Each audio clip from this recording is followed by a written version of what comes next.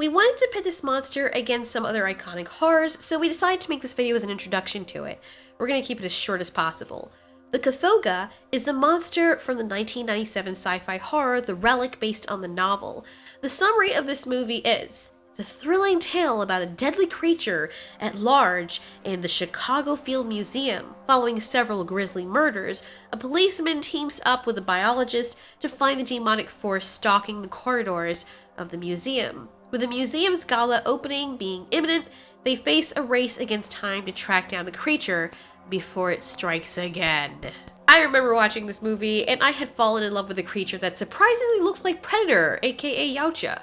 This artist had the same idea apparently, as you can see the creature attacking Predator.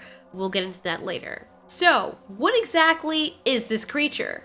The KOTHOGA is a rare quadrupedal monster that looks like a reptilian tiger, or honestly, like a beast version of the Yautja. It's highly aggressive and powerful. It seemed to have originated from South America, and there are some remote tribes that seem to not only worship it, but play a part in creating it. This creature has a lot in common with the xenomorphs from the Alien franchise, because it was created via a fungus. If that makes no sense, watch Prometheus and Alien Covenant. In remote parts of Brazil, this parasitic fungus grows on a specific species of plant.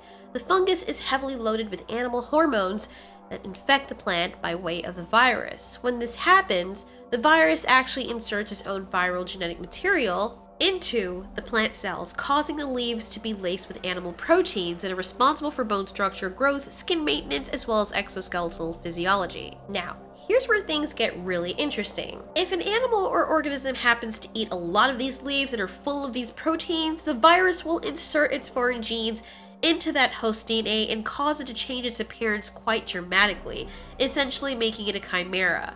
The South American tribes would use the KOTHOGA as a weapon to protect themselves. They would feed the infected leaves to a member of their tribe, which would result in them transforming into the KOTHOGA. The catch is the KOTHOGA needs to keep feeding on those leaves so it won't die. So the tribe would feed the KOTHOGA until it was large enough and deadly enough to hunt for itself. The scary thing is the hormones that it needs from those leaves are also produced by the human hypothalamus in the part of the brain. Unfortunately for humans, it's 100 times more concentrated there, so of course the monster began hunting for humans and would decapitate them and then stab a hole through the back of their head to get to the hypothalamus.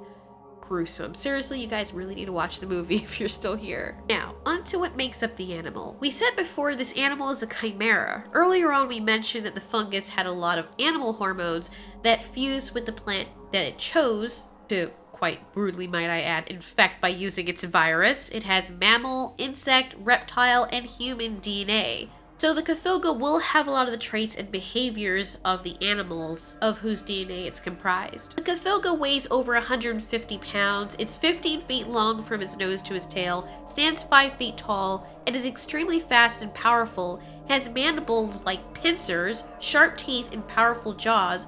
It can hold its breath for a long time, and it's an expert swimmer. One of the most terrifying abilities of this monster is it being able to climb straight up a vertical wall like a gecko, leap great distances, and having a tail that's flexible enough to allow it to do some nightmarish acrobatics. It's apparently even bulletproof, except if you shoot it in its mouth or in its eyes. This thing is the real deal, and its only weakness seems to be extreme temperatures. Now, even though whoever eats these leaves turns into this monster, based on what we saw in the film, the monster still seems to retain some of its humanity in that it recognizes people. At the end of the movie, the creature stopped momentarily and did not kill the woman immediately because it recognized her seemingly.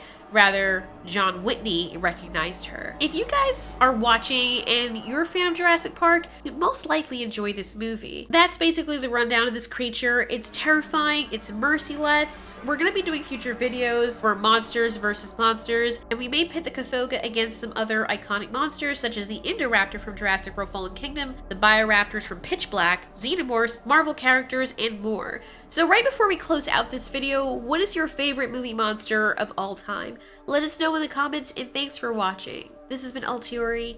You ask, we answer.